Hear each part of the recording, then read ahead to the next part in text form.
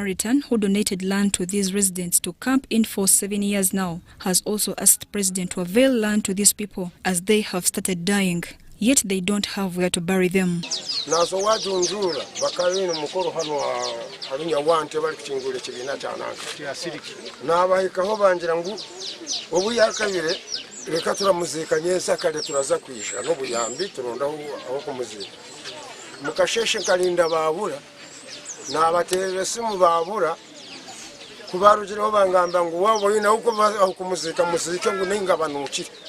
I am Mary Namkose in Hoima district. From Hoima, let's move to KARAMOJA, where leaders in KARAMOJA sub-region have been urged to stop interfering with impounding of animals. According to the 3rd Division Commander, Brigadier General Joseph Baliku Dembe, many leaders have interfered with the animal identification exercise to recover stolen animals.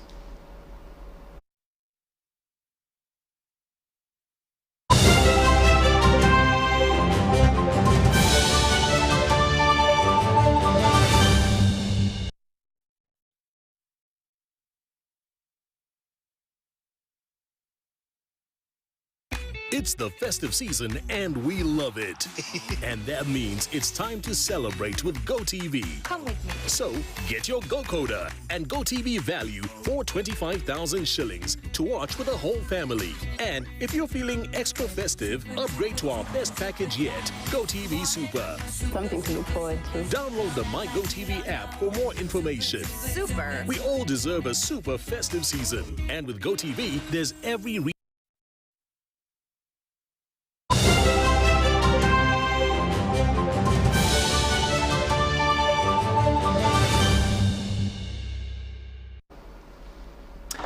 We apologize we could not get that story, but the technical bit is working on it to ensure that we get it later on. But let's move to Gulu now, where low functionality and inadequate rural water facilities still pose a gap in access to clean and safe drinking water in rural communities. In Lango sub-region, local NGOs are promoting the use of Solvatin, a simple portable device that uses sunlight to purify water for drinking. Eddie Olwa reports.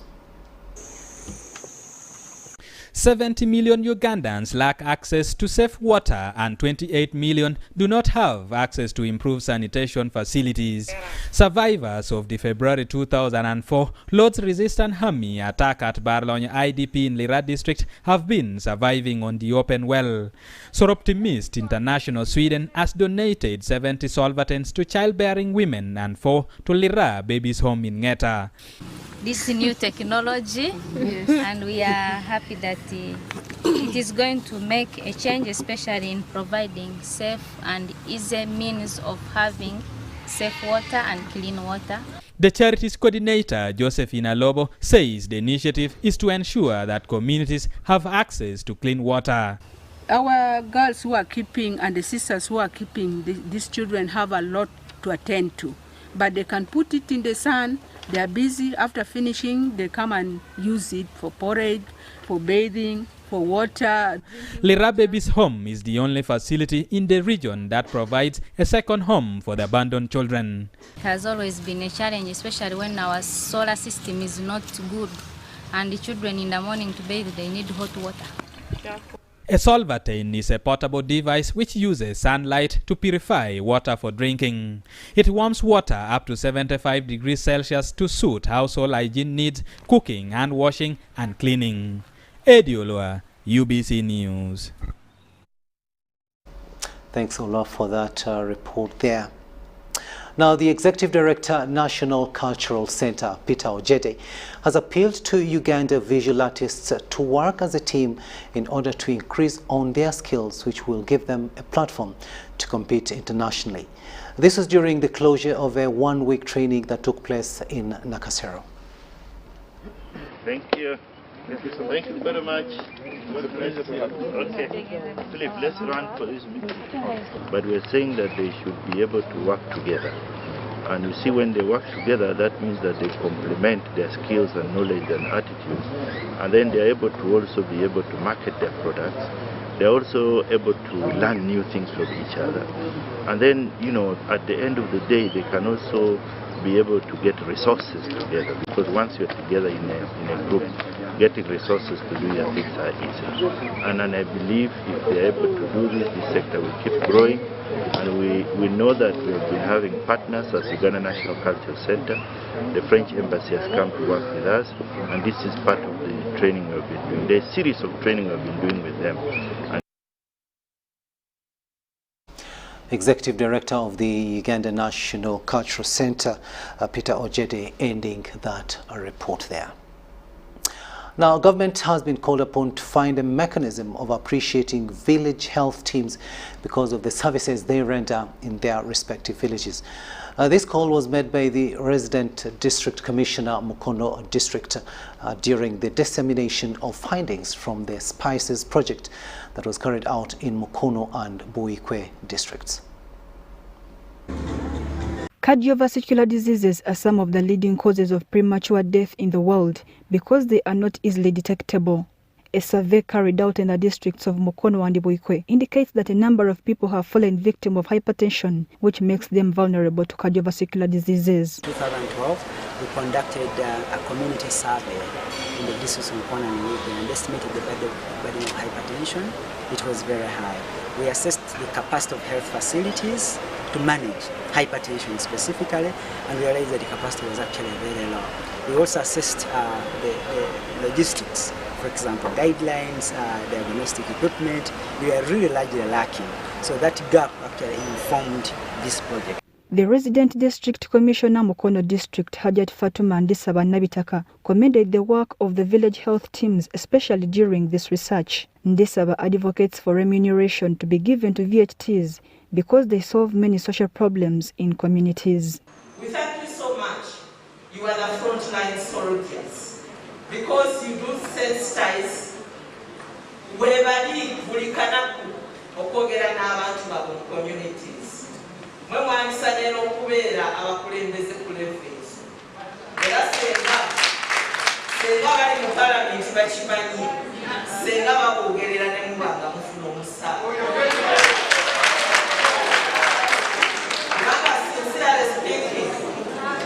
Tulina abantu bangi abafuna ssente nnyingi mu gavumenti, naye ate nga bw'otunuulira output ey'ekyo kye bakola nga ntono as compared to a PhDs omulikuba.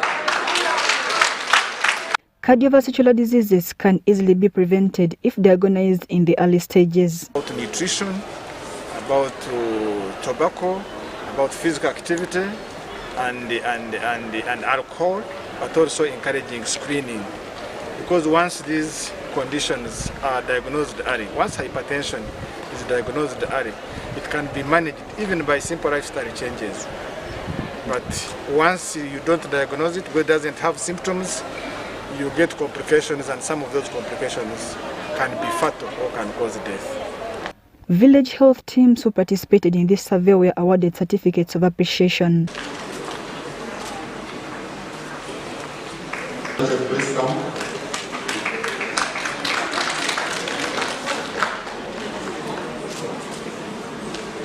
I am Mary Namkose for UBC News.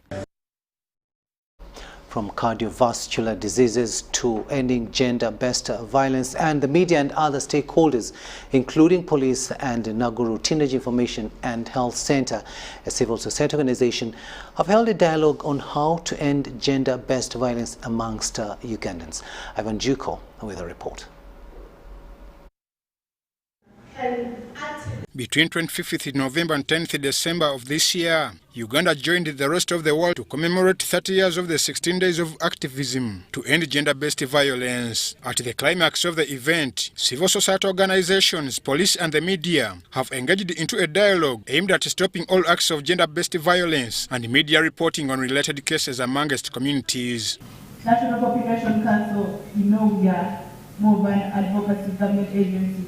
So, but to advocate, we must have evidence of what we're advocating for. Media was represented by Ms. Karubeyanga, the head mentorship at Nation Media Group, who called for the training of editors on matters of gender-related assignments, just the way it is with the journalists. For me, I think that training is so important.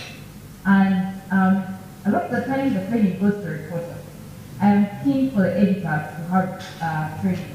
According to the police report of 2020, the number of gender-based violence cases registered was over 40,000, with the COVID-19 attributed to the increase. Ruth Chintu, the superintendent of police, asked media to seek permission from concerned authorities before reporting on stories involving suspects to survivors of gender-based violence and other related cases. When it comes to covering cases which are still under investigation, we want to team up to see that we expose such vices like sexual gender-based violence or violence against children.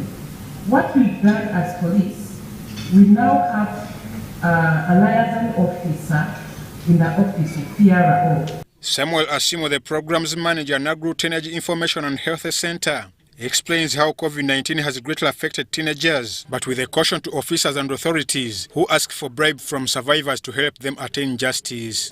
Violence is increasing incidences of teenage pregnancy. It is increasing incidences of school dropout, empowering the police, law, justice sector to put up a friendly face, especially when they are helping, when they are supporting vulnerable people. And young people are vulnerable. Economically, they are vulnerable. They don't have money. So when they knock on your door and your first question is, bring us money to document your case, facilitate us to go and gather evidence, then you are pushing them away. I'm Ivan Juko for UBC News. Now, the inventor of Covidex, COVID-19 herbal therapy, Professor Patrick Engeu Ogwang, has been recognized with a Lifetime Award for his efforts to save humanity by providing a drug. The Institute of Certified Accountants of Uganda honored the esteemed pharmacist, who is also a pharmacologist and ethnobotanist, medical researcher and entrepreneur, for making Covidex drug that has saved many people from dying of COVID-19. Our small work here is helping the world in different ways. The Covidex herbal innovator, Professor Patrick Engeu Ogwang, who is also the executive chairman of Jenner Laboratories, Uganda, has been honored with a Lifetime Award for providing a therapy against COVID-19. It's a great blessing. When you're recognized, you feel motivated, and it shows that people appreciate what you do, and that's really very important. Yeah, when people appreciate what you do, it gives you energy to do more. Covidex is a herbal extract from 3 indigenous Ugandan plants, which has shown activity against a number of human viruses, including COVID-19. Covidex has gone to Germany, Canada, UK, Rwanda, Congo, many countries. And the good that they send me reports on how the medicine is helping them. One of the very powerful physicians in UK, it's called a Lord in UK, was down with the COVID. And then one of the staff who works in Ugandan embassy took for him Covidex. And within a few days, he recovered after he was down for a long time. The Accountancy Service Awards by the Institute of Certified Public Accountants of Uganda also recognized Buganda's Deputy Katikiro, Professor Twaha Kawase, with a Golden Service Award for mentoring and training accountants, plus a lot more service to humanity. I'm very honored and humbled by this lifetime recognition when I'm still alive. First thing I packed was Covidex.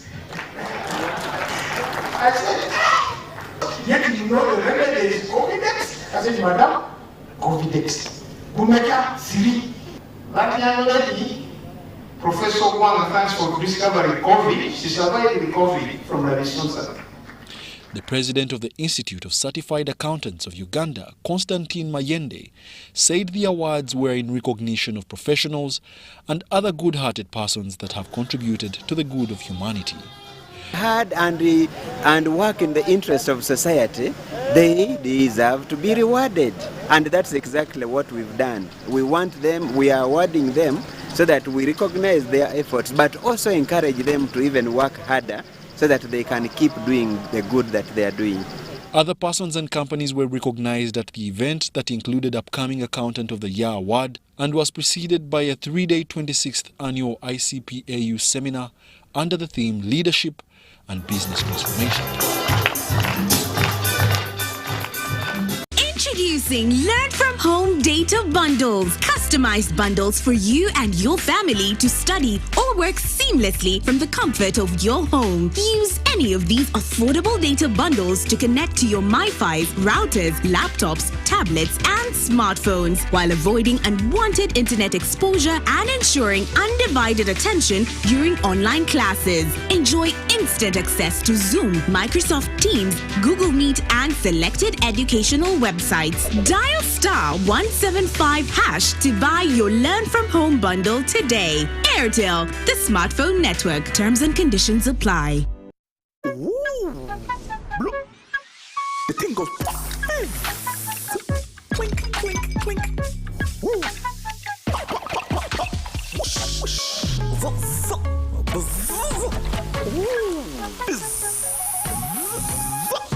Grab an ice-cold bottle of Pepsi Max today and drink to your bold lifestyle. Enjoy maximum taste with no sugar. Now available at a shop near you.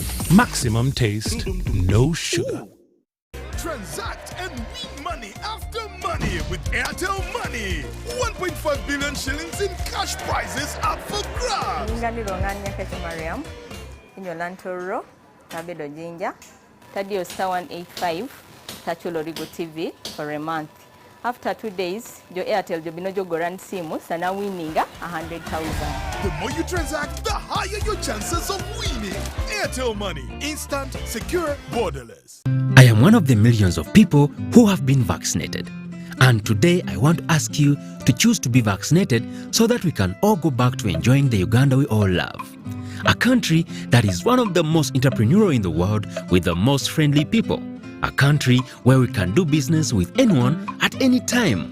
A country that is free of COVID-19. So, get vaccinated today in any of the verified health centers and let's bring business back to Uganda. COVID-19 vaccines are free of charge, safe and available. Invest in your health. Invest in Uganda. This message is brought to you by the Uganda Investment Authority.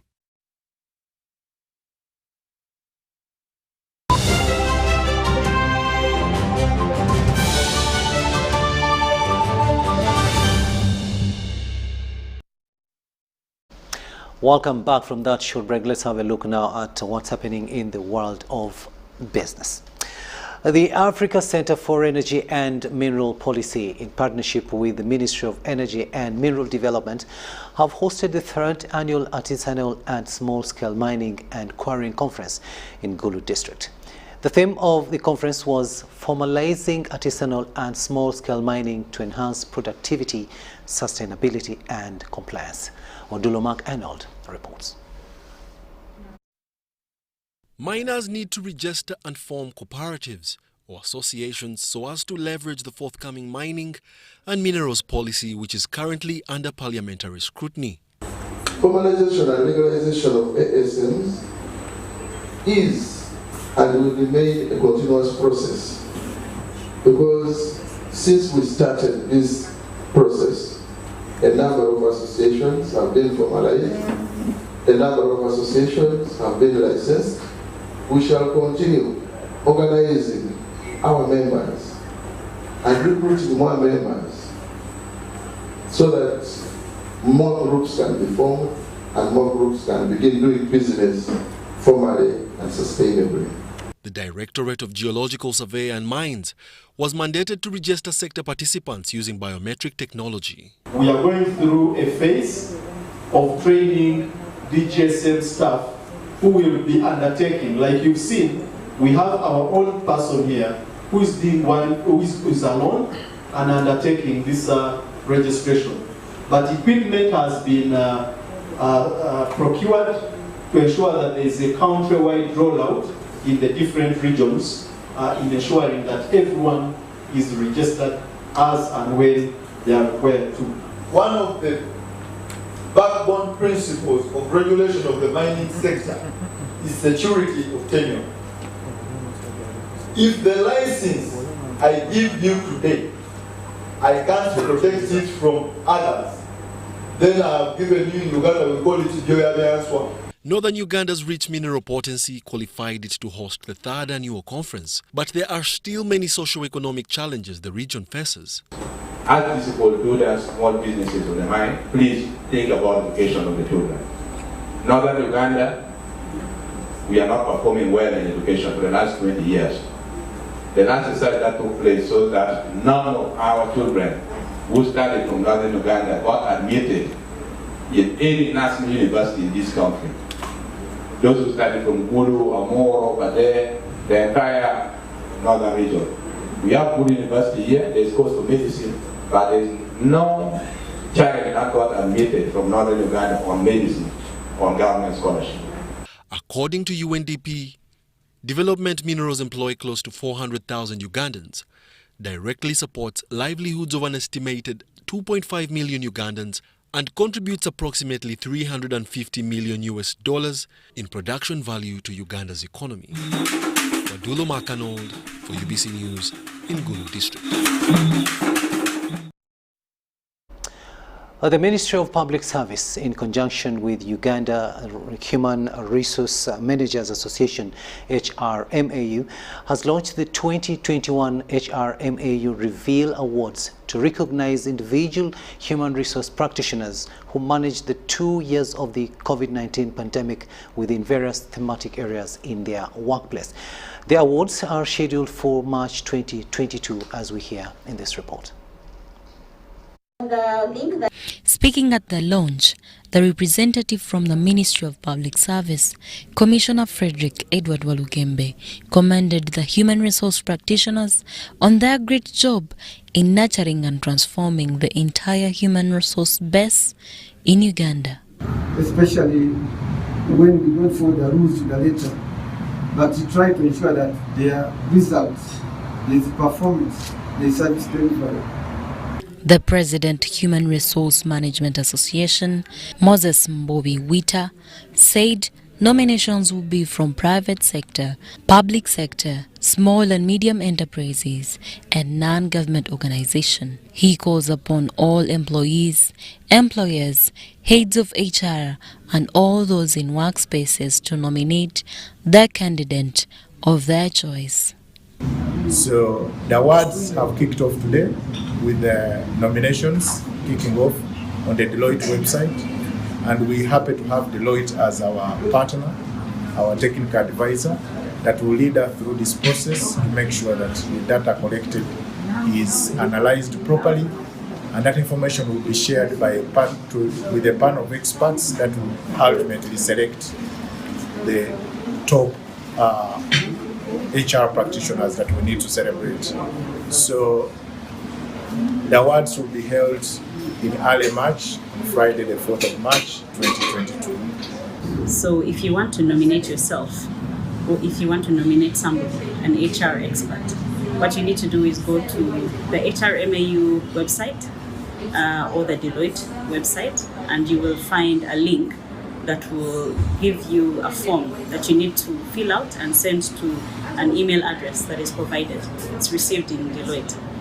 The Human Resource Management Association is a professional membership body that brings together, provide guidance by manifesting positive change to over 800 HR practitioners in different workplaces of the country.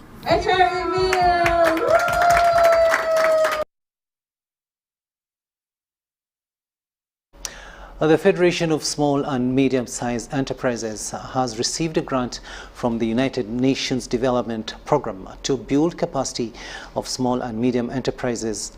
The Executive Director of the Federation, John Kakungulu Walugembe, called upon SMEs to express their interest and exploit this opportunity.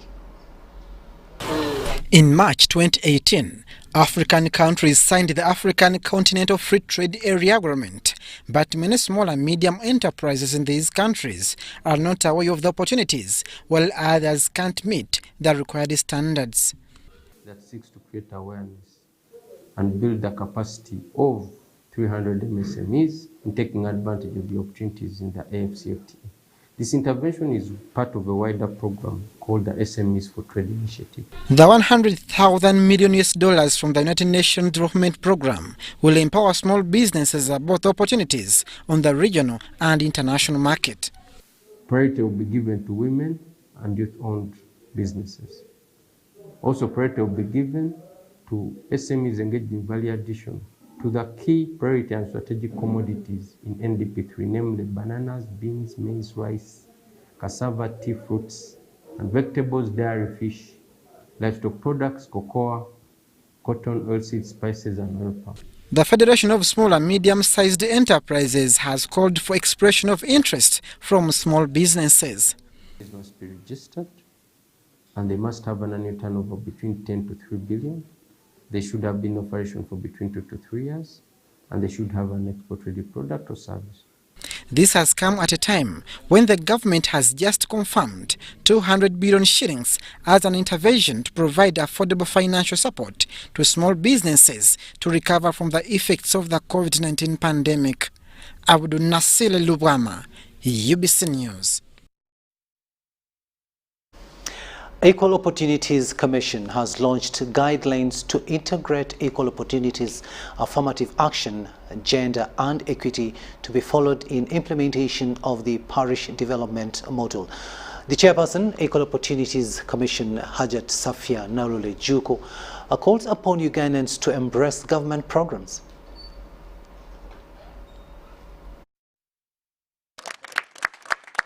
The Equal Opportunities Commission has launched guidelines for integration of equal opportunities affirmative action, gender and equality in the implementation of the parish development model.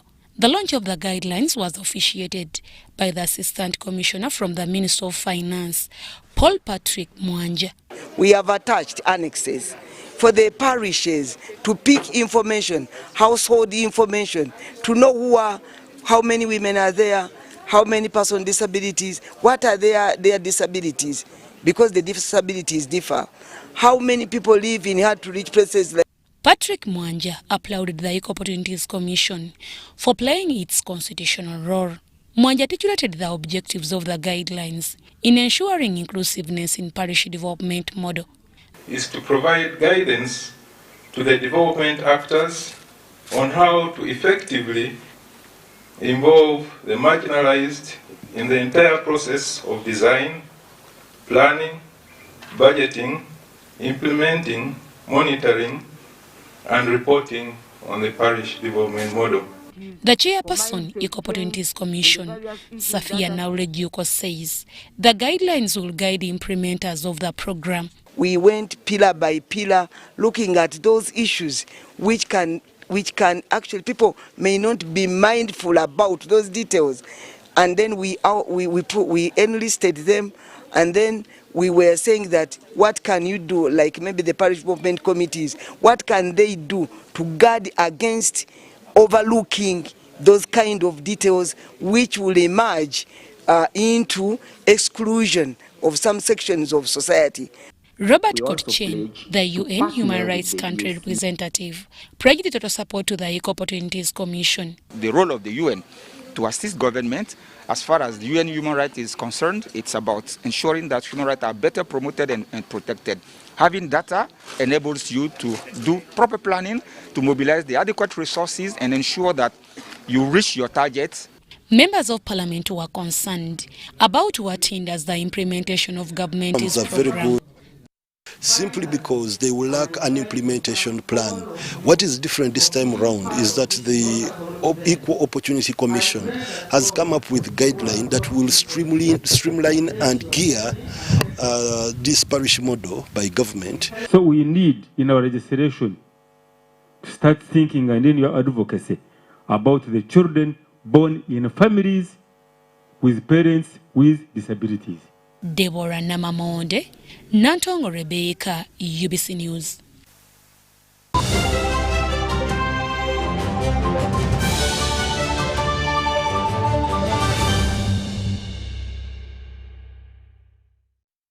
And finally, let's have a look at an item in sports. Uganda's Kabaddi national team members have put up excellent performances in the Kabaddi League in India. In the women's category, the team, captained by Brenda Namusisi, has played thrice and lost just once, while the 8 men sent to the league in Rohtak, Haryana, India, have all been incorporated in the local teams and are excelling. The players believe experience gained will improve Uganda's performance in upcoming national team engagements, while various local stakeholders are impressed by Uganda's performance in a sport that was birthed in India. We thank JKL for the opportunity we're given because it has really helped the players get techniques as we prepare for World Cup. It has really given us a stepping stone towards World Cup.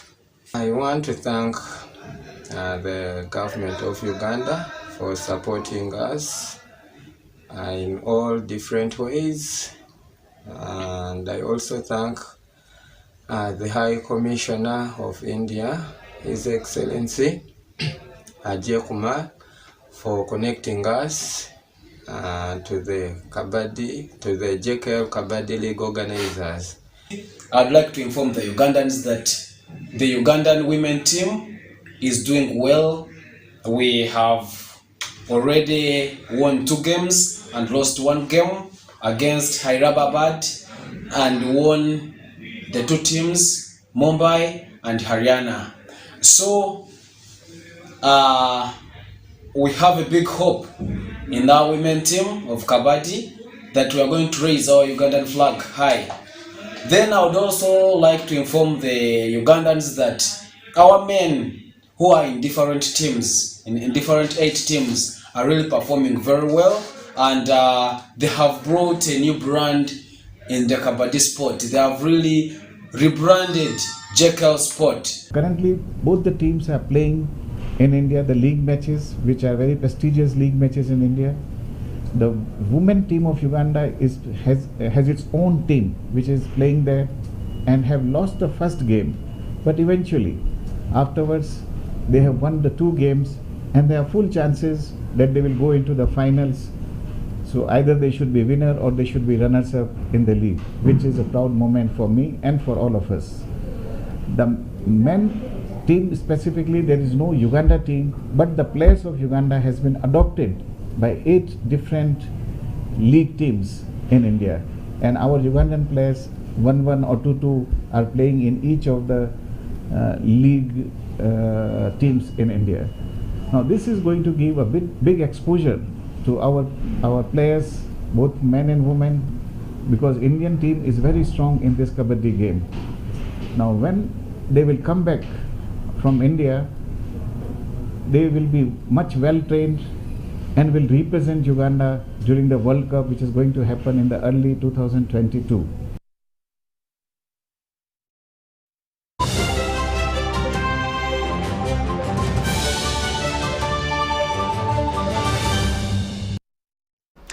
And we've almost come to the end of this bulletin, but before we leave you, let's have a quick reminder of our main stories.